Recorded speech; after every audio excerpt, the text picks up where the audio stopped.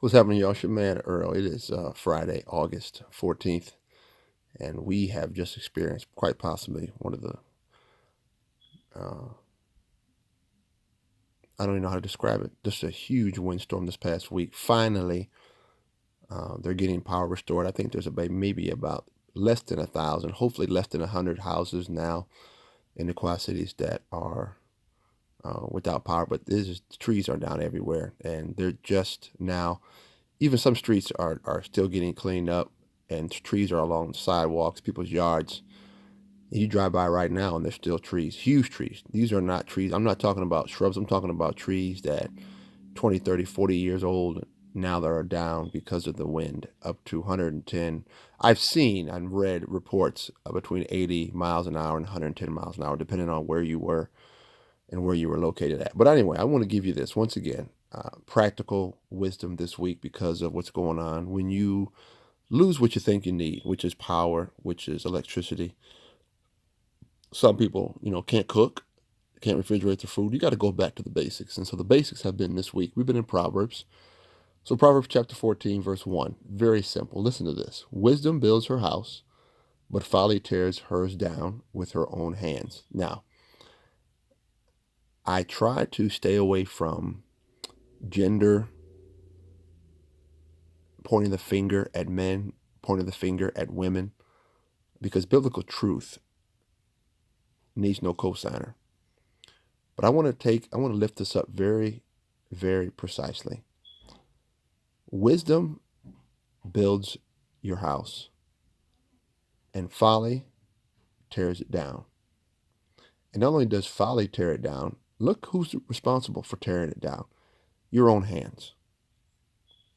So coming out of this week, you see the issues you may have with dependency.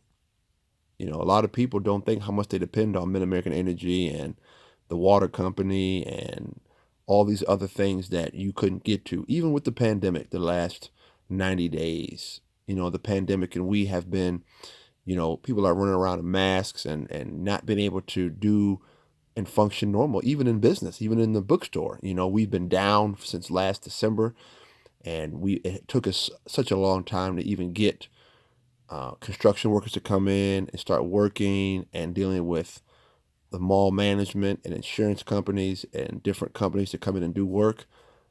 It shows me a lot, and it shows me the areas where I need to exercise more wisdom, but also shows me the areas that I have been foolish in. Excuse me. Shows me the areas that I have been foolish in and I have not been on top of my own business. And it says this: folly tears it down with your own hands, her own hands. Sidebar, when you read the Bible, personalize it. Don't point the finger, personalize it.